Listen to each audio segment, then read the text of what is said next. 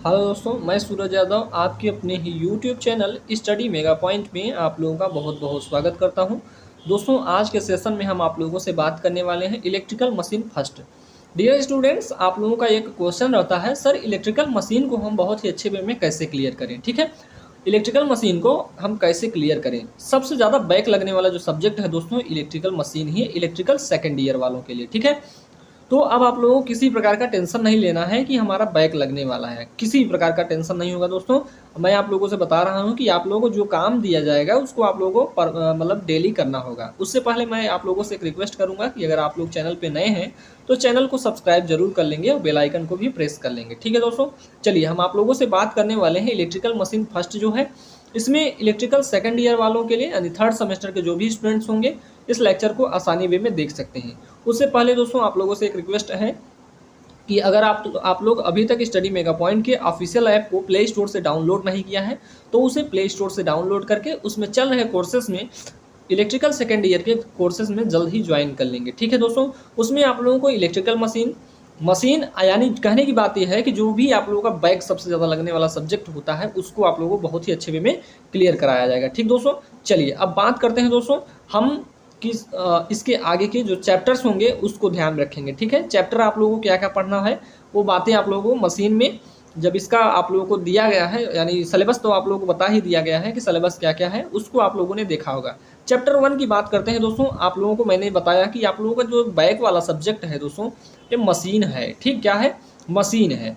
यानी मशीन आप लोगों का बैक क्यों लगता है, इसका सबसे बड़ा रीज़न ये हो जाता है दोस्तों कि आप लोगों को सही प्रकार से समझाया नहीं जाता। ठीक है, अगर आप लोग जानते होंगे तो फाइनल ईयर वाले जो अभी तक इसके पहले मैं फाइनल ईयर के स्टूडेंट्स को ही पढ़ाता था, अब मैंने सोचा कि क्यों ना इलेक्ट्रिकल सेकेंड ईयर वालों के लिए भी क्लासेस लाई जाए। ठीक है दोस्तों, तो इलेक्ट्रिकल सेकेंड ईयर का पूरी तरीके से जो नोट्स है कंप्लीट हो चुका है, यानी बन चुका है, तो इसलिए मैंने इन लोगों की भी क्लासेस स्टार्ट कर दिया, यानी आप लोगों की क्लासेस। ठीक है, इसके पहले मैं फाइनल ईयर वालों को पढ़ाता था और फाइनल ईयर वालों का जो रिजल्ट था दोस्तों बहुत ही अच्छा आता था। ठीक है, यानी इलेक्ट्रिकल मशीन में 45+ स्टूडेंट लाए हैं। ठीक है, यानी जब इसके पहले वाला सेशन था उसमें सबसे ज़्यादा स्टूडेंट्स 45 यानी 15 से 20 स्टूडेंट्स ऐसे थे जो 45+ लाए हैं। आप लोगों से मैं बता रहा हूं कि आप लोग भी उस कैटेगरी में बनिए दोस्तों। तो आप लोगों को करना क्या है, जो मैं बोलूँगा उसको करना होगा। ठीक है, चलिए दोस्तों आप लोगों से सारी बातें होती रहेंगी। उसके पहले मैं आप लोगों से चैप्टर 1 की स्टार्ट कर देता हूँ।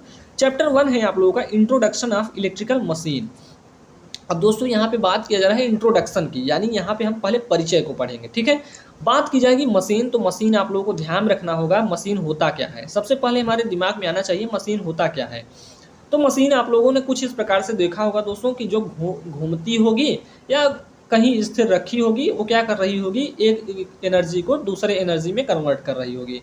यानी कहने की बात यह है कि वह चलित मशीन या वह स्टार्टर, मैं बोल सकता हूँ कि वह स्टैटिक मशीन या स्टैटिक युक्ति जो ऊर्जा को रूपांतरित करती है, यानी एनर्जी को क्या करेगी, कन्वर्ट करेगी। ठीक है, ऊर्जा को क्या करेगी, रूपांतरित करेगी, उसे हम क्या कहेंगे, मशीन कहेंगे। ठीक है दोस्तों, आशा करता हूँ मशीन के बारे में आप लोग कन्फर्म हो गए होंगे कि वह स्टैटिक युक्ति, स्थैतिक मतलब स्टैटिक बोलते हैं, इंग्लिश में मैं स्टैटिक बोल रहा हूँ तो उसका मतलब स्थैतिक ही है। ठीक है, जो स्थिर रहेगी। ठीक है दोस्तों, अब स्थिर कहने का मतलब ये नहीं है कि उसके पार्ट की बात मैं नहीं कर रहा हूँ, अभी मैं बोल रहा हूँ मशीन जो है वो स्थिर रहेगी। ठीक है, चलिए आगे चलते हैं दोस्तों।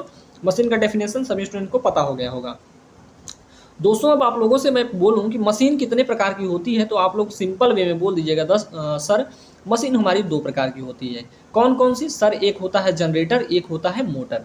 दोस्तों अब आप लोगों को ये चीज़ ध्यान रखना होगा कि मोटर क्या होता है और जनरेटर क्या होता है। ठीक है, चलिए एग्जाम के पॉइंट ऑफ व्यू से देखा जाए दोस्तों तो आप लोगों के 2 नंबरिया क्वेश्चन पूछे जाते हैं यहाँ से मोटर और जनरेटर के फॉर्म में। ठीक है, चलिए हम बात करते हैं जनरेटर। दोस्तों जनरेटर आपके एग्जाम के पॉइंट ऑफ व्यू से अब इसको जब हम पढ़ेंगे तो बहुत ही इंपॉर्टेंट होता है। वहीं सबसे ज़्यादा इंपॉर्टेंट बात करेंगे तो मोटर होता है। यहाँ पे हम आप लोगों से बात कर रहे हैं इंट्रोडक्शन की। ठीक है, यहाँ पे हम आप लोगों को इंट्रोडक्शन बताएंगे।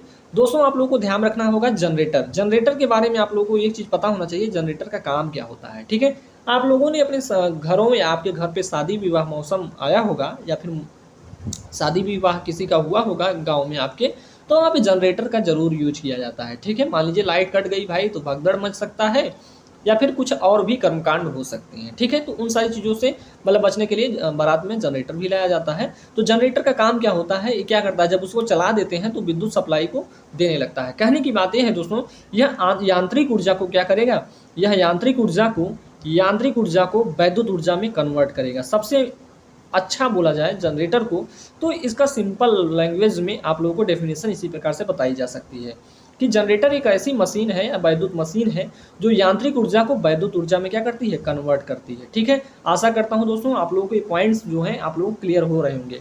सर हम कैसे याद करेंगे कि जनरेटर क्या होता है।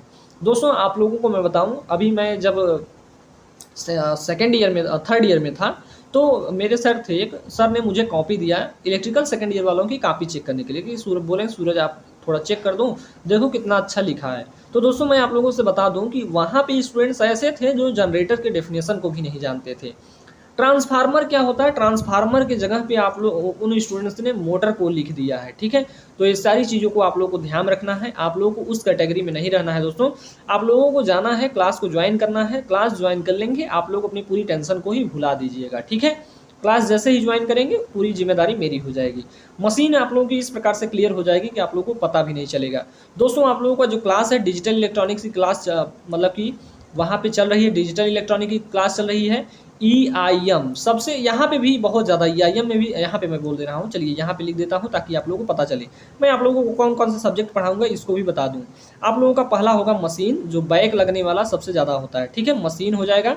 उसके बाद हमारा हो जाएगा दोस्तों EIM में काफ़ी स्टूडेंट का बैक लगता है। ठीक है, उसके बाद डिजिटल इलेक्ट्रॉनिक्स, ठीक है, DEG से हम बोल देंगे। ठीक है दोस्तों, 3 सब्जेक्ट को हम डील करेंगे। एक चौथा सब्जेक्ट होगा इन्वायरमेंटल स्टडीज, जो कि आप लोगों के यूट्यूब पे आप लोगों का क्लियर कराया जाएगा। ठीक है, आप लोग यूट्यूब पे भी देख सकते हैं वहाँ पे, लेकिन जो उसका नोट्स होगा आपको ऐप पे ही मिलेगा। ठीक है दोस्तों, इसका जो नोट्स होगा हैंड रिटेन नोट्स बोलेंगे तो हैंड रिटेन मिलेगा, और इसका बोलेंगे तो जो आप लोगों का PPT के फॉर्म में है उसको भी मिलेगा। ठीक है, जो भी आप लोग बोलेंगे आपकी मर्जी, आपको पढ़ना है, जिस फॉर्म में पढ़ सकते हैं आप हमसे पढ़ सकते हैं। ठीक है, तो यहाँ पे 4 सब्जेक्ट को क्लियर कराया जाएगा। अब बचता है एक सब्जेक्ट और बचता है, शायद आप लोगों का बचता है दोस्तों, आप लोगों का मैथ थर्ड है। ठीक है, मैथ थर्ड के बारे में हम सोचूंगा जल्द ही आप लोगों की मैथ थर्ड की भी क्लास लगेगी। ठीक है दोस्तों, चलिए अब हम बात करते हैं दोस्तों अपना मोटर की। ठीक है, अब दोस्तों मोटर क्या होता है इसको समझेंगे आप लोग। क्या होता है मोटर, क्या होता है मोटर भाई, मोटर का काम ये होता है, यह क्या करेगा, यह एक ऐसी वैद्युत मशीन होती है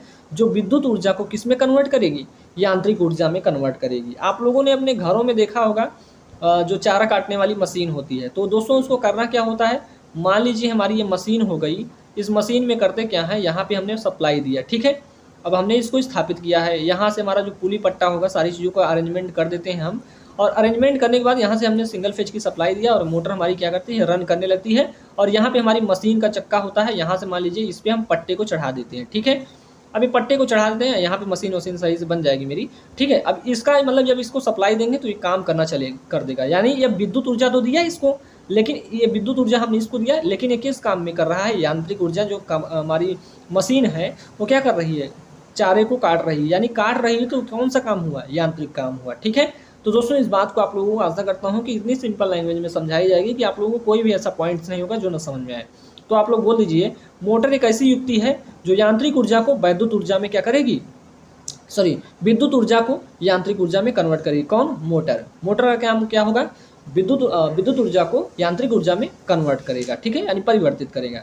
जनरेटर का काम क्या होता है दोस्तों, जनरेटर का काम ये होता है कि यांत्रिक ऊर्जा को वैद्युत ऊर्जा में कन्वर्ट करेगा। ठीक है, यानी परिवर्तित करेगा। ठीक है, चलिए दोस्तों आगे की ओर चलते हैं। आगे हमारा है दोस्तों क्लासिफिकेशन ऑफ मशीन। अब दोस्तों बात करेंगे क्लासिफिकेशन ऑफ मशीन की, तो मशीन को हमने 2 पार्ट में क्लासीफाई किया है, यहाँ पे आप लोग देख सकते हैं। ठीक है, कौन कौन सा पार्ट है दोस्तों, यहाँ पे आप लोगों को सारी चीज़ों के बारे में बताया जाएगा, ऐसी कोई पॉइंट्स नहीं होंगे जो नए आपको आए। ठीक, पहला हो गया, ये हमारा दूसरा हो गया, एक हमारा हो गया मोटर, एक हो गया हमारा जनरेटर। ठीक है, अब दोस्तों एक चीज़ ध्यान रखना है, मोटर के बारे में आप लोगों को बताया, जनरेटर के भी बारे में आप लोगों को बताया।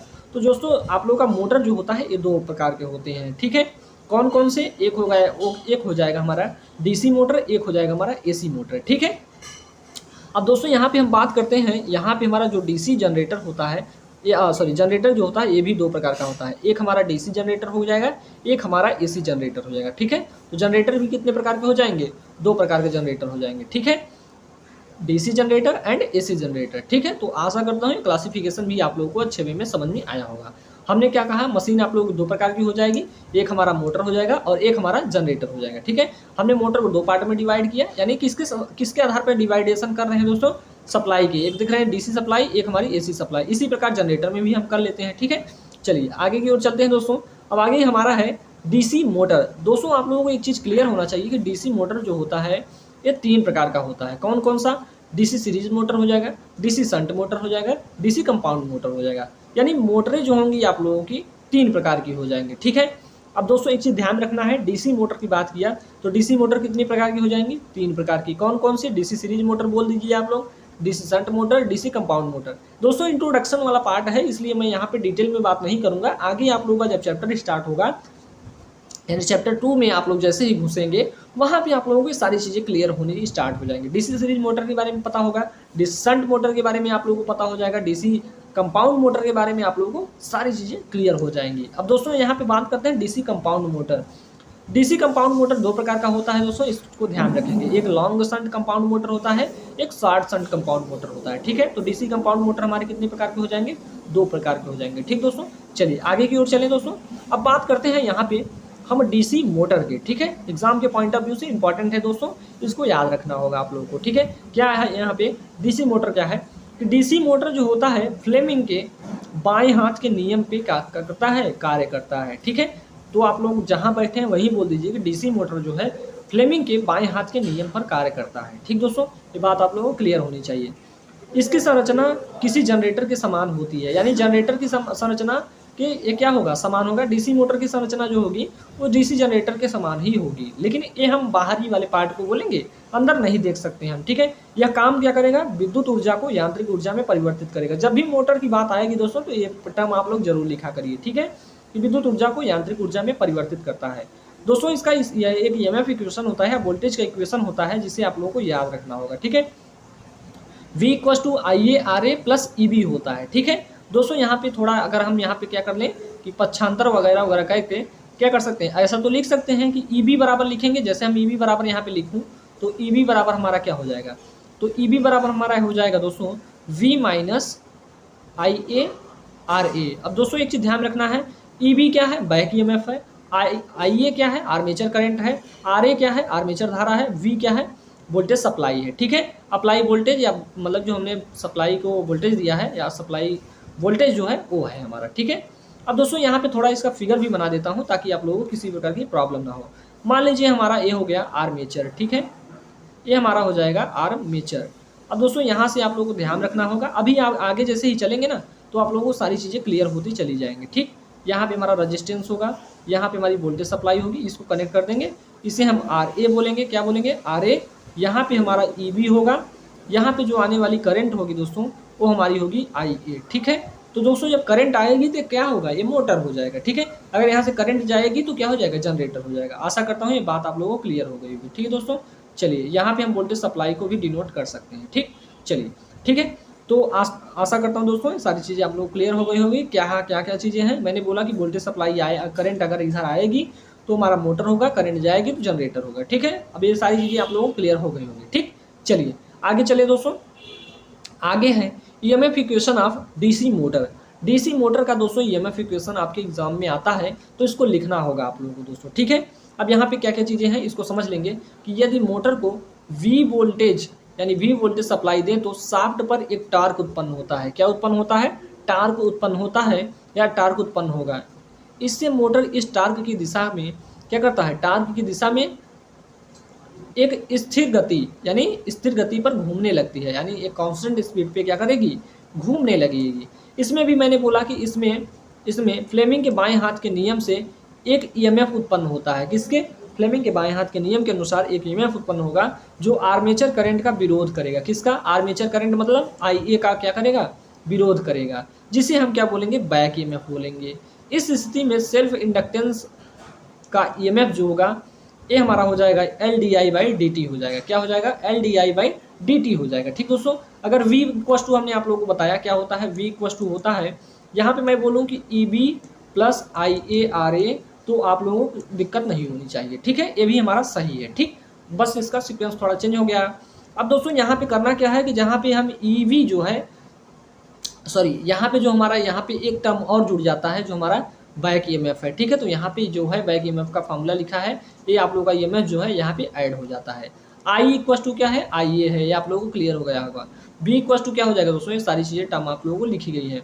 अब यहाँ पे जब ध्यान रखेंगे, जब मोटर रुकी हुई होगी तब हमारा आई ए तथा एन स्पीड स्थिर होंगे, यानी कॉन्स्टेंट, मानी कि स्थिर होंगे, ठीक है। मतलब कि उसका कोई काम नहीं होगा, यानी तो स्वप्रेरण का ईएमएफ भी क्या होगा, शून्य होगा, यानी इसका ईएमएफ भी क्या हो जाएगा, जीरो हो जाएगा। अतः V equal to I A R A plus E B हो जाएगा। इसका मात्रक जो हो जाएगा वोल्टेज का वोल्ट हो जाएगा, ठीक है। आशा करता हूं दोस्तों ये आप लोगों को समझ में आ गया होगा, ठीक। अब दोस्तों चलते हैं working principle on DC generator की। जनरेटर की भी बात कर लेते हैं, यहाँ पे कोई दिक्कत नहीं होगा आप लोगों को, ठीक है। जनरेटर का डेफिनेशन तो आप लोगों को बता ही रखा है, अब वर्किंग प्रिंसिपल भी बता देते हैं, ठीक दोस्तों। चलिए, वर्किंग प्रिंसिपल में आप लोगों को याद रखना होगा क्या है working principle. Working principle of DC generator. दोस्तों डीसी जनरेटर में चुंबकीय क्षेत्र क्या होता है, चुंबक द्वारा प्राप्त किया जाता है, यानी उसमें चुंबकीय क्षेत्र जो होगा किसी चुंबक के द्वारा ही तो प्राप्त किया जाएगा, सिंपल सी लैंग्वेज है। चालक युक्त आर्मेचर को, यानी जो हमारा चालक युक्त आर्मेचर होगा, चुंबकीय क्षेत्र में घुमाने के लिए आर्मेचर की शाफ्ट पर किसी प्राइम मूवर, चाहे हमारा टरबाइन होगा या डीसी इंजन हो सकता है, ठीक है, डीजल इंजन से घुमाया जाता है, यानी प्राइम मूवर के द्वारा इसके शाफ्ट को क्या किया जाता है, घुमाया जाता है, जैसा कि आप लोगों ने अपने गांव में देखा होगा, ठीक है। जिसके घूमने से फैराडे के विद्युत चुंबकीय प्रेरण के नियमानुसार चुंबकीय फ्लक्स कटने से चालकों या कुंडलियों में एक विद्युत वाहक बल प्रेरित होता है, यानी ईएमएफ प्रेरित होता है, जो जनरेटर को गति की अवस्था में लाता है। दोस्तों ईएमएफ इक्वेशन की बात करेंगे तो इसका हो जाएगा 5ZNP/16 है, वेरी वेरी इंपॉर्टेंट फार्मूला है दोस्तों। आगे आप लोगों को जब इस चैप्टर, मतलब कि नेक्स्ट चैप्टर आप लोगों का जो चैप्टर 2 होगा उसमें स्टार्ट होगा, तो इसको भी आप लोगों को बताया जाएगा। यहाँ पे आप लोगों को मैंने शुरू में ही बताया, ये क्या है दोस्तों, आप लोगों का इंट्रोडक्शन है, ठीक है, यानी परिचय आप लोग ले रहे हैं, ठीक है, क्या क्या चीज़ें होती हैं। यहाँ से आप लोगों को एग्जाम में केवल 5 नंबर का क्वेश्चन पूछा जा सकता है, केवल और केवल 5 नंबर का, ठीक है दोस्तों। जहाँ पे मैं बोल रहा हूँ कि फाई क्या है, जेड क्या है, एन क्या है, पी है 16, ये सारी चीज़ के बारे में। फाई हमारा है चुंबकीय फ्लक्स है, जेड हमारा आर्मेचर चालकों की संख्या है, एन हमारा रोटर की स्पीड है, पी हमारे पोल्स है और ए हमारा आर्मेचर कंडक्टर है, ठीक है दोस्तों। आशा करता हूँ ये बातें आप लोगों को क्लियर हो गई होगी। दोस्तों आप लोग इस क्लास को शेयर भी करिएगा, ताकि आपके जो भी साथी हैं वो भी इस क्लास को एंजॉय कर पाएँ, ठीक है दोस्तों। हम आप लोगों को मोटर के बारे में बता दिए, इसकी वर्किंग प्रिंसिपल को भी आप लोग समझ ही लीजिए, ठीक है।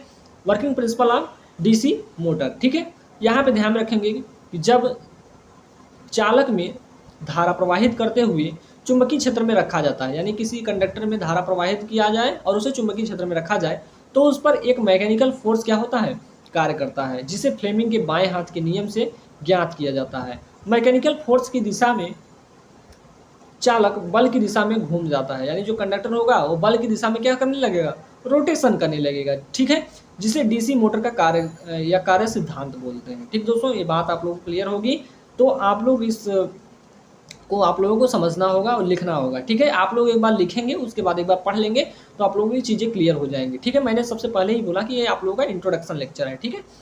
उसके बाद क्या है दोस्तों, यहाँ पे कुछ आप लोगों का एक फार्मूला होता है, इसको याद रखना होगा।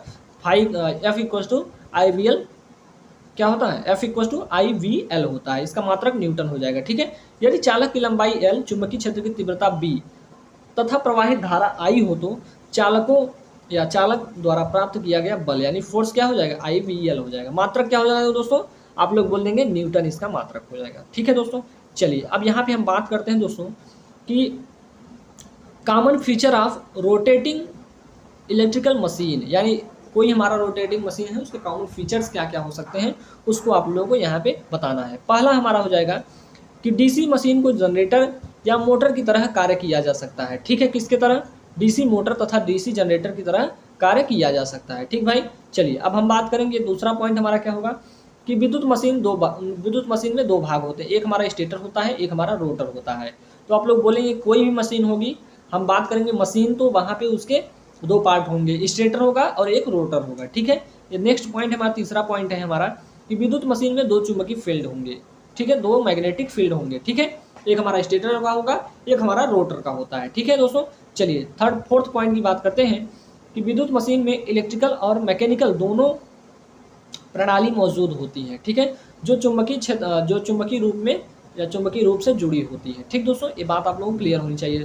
फोर्थ पॉइंट आप लोगों को क्लियर हो गया होगा कि इसमें दो प्रकार के क्या होंगे, इलेक्ट्रिकल एंड मैकेनिकल, दो प्रकार के क्या होंगे,